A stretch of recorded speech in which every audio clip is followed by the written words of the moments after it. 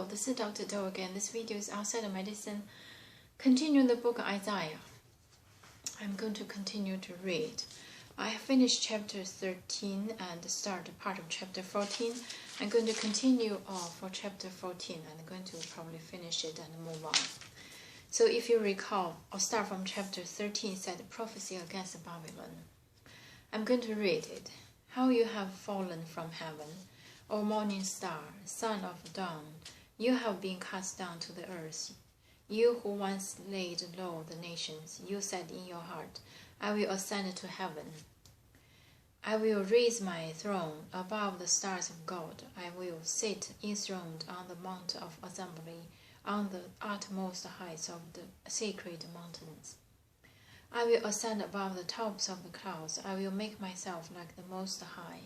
But you are brought down to the grave, to the depths of the pit. Those who see you stare at you. They ponder your fate. Is this the man who shook the earth and made kingdoms tremble?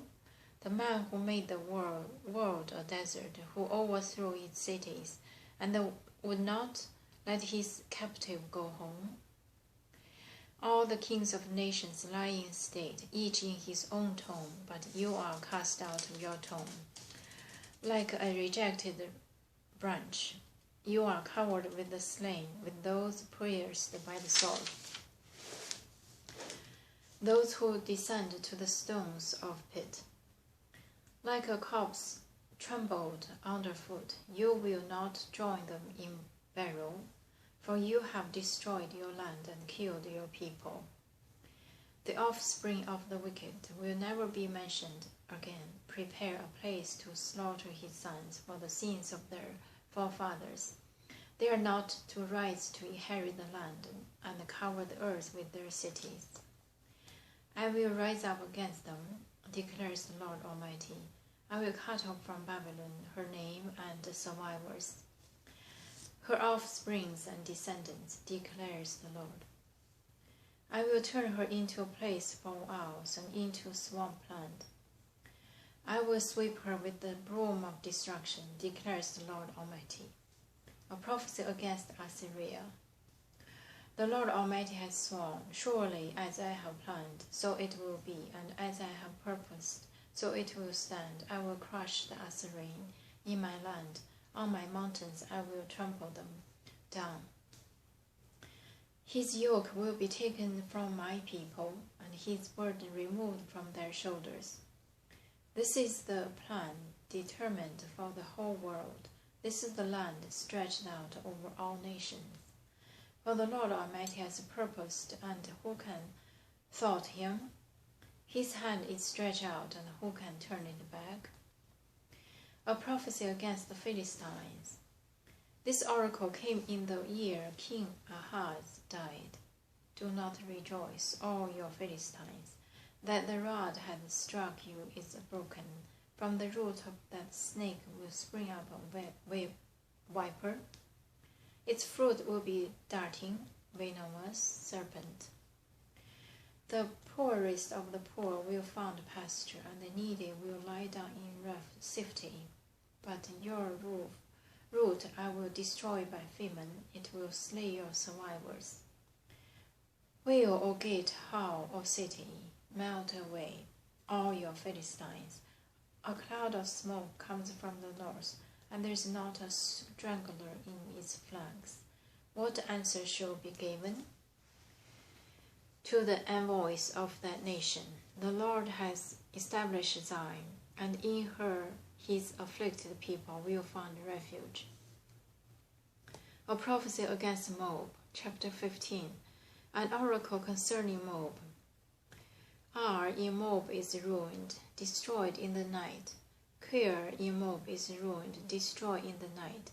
Dibon goes up to its temple, to its high places to weep. Moab wails over Nebo and Medeba. Every head is shaved, and every beard cut off. In the streets they wear sackcloth, on the roofs and in the public squares they all wail, prostrate with weeping. Hisham and Elah cry out. Their voices are heard all the way to Jehaz. Therefore the armed men of Moab cry out, and their hearts are faint. My heart cries out over Moab. Her fugitives flee as far as Zoar, as far as Eglath-Shalishiah. They go up the way to Luhith, weeping as they go. On the road to Horonaim, they lament their destruction. The waters of Nimrim are dried up, and the grass is withered. The vegetation is gone, and nothing green is left. So the wealth they have acquired and stored up, they carried away over the ribbon of the populace. Their outcry echoes along the border of Moab. Their wailing reaches as far as Eglaim, their lamentation as far as Beer Elim. Demons, waters are full of blood, but I will bring still more upon demon. A line upon the fugitives of Moab, and upon those who remain in the land. So this is the end of chapter 15 and part of chapter 14. Prophecy against the nations around them, or they dwelling together. One is previously about Babylon, and before this also has the prophecy against Assyria. And now it's continuously saying that what the Lord will do, and prophecy against Assyria, saying that what happened to this country, to this nation, and also against the Philistine, and also prophecy against the Moab.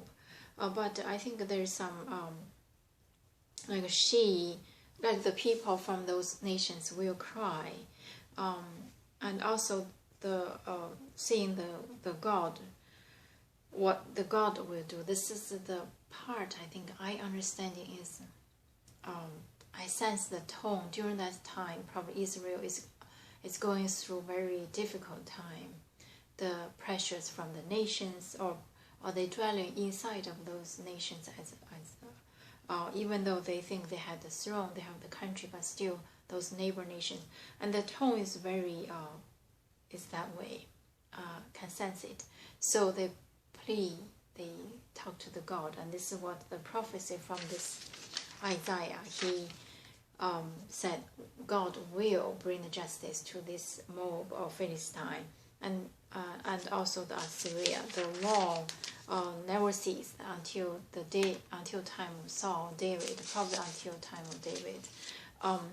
Eventually, that's just take a long time. This time is so this is this is after the King David's time. I think still the Philistine and Assyria and the Moab, the conflict among the descendants of Jacob to the surrounding nations never ceased. If you recall previously, if I read Samuel, at that time Philistine started to against them, and he chose Solomon and David. By the time of David, probably getting softened, and then later on start to rise against each other again. And during this time until now in Isaiah's time, still harsh and difficult time. But from this, I think I see the faith. He prophesy, encourage people, do not give up. God will bring the justice to the people of Jacob. That's the God they believe. So I'm going to stop here, and thank you for watching. I'll see you next time.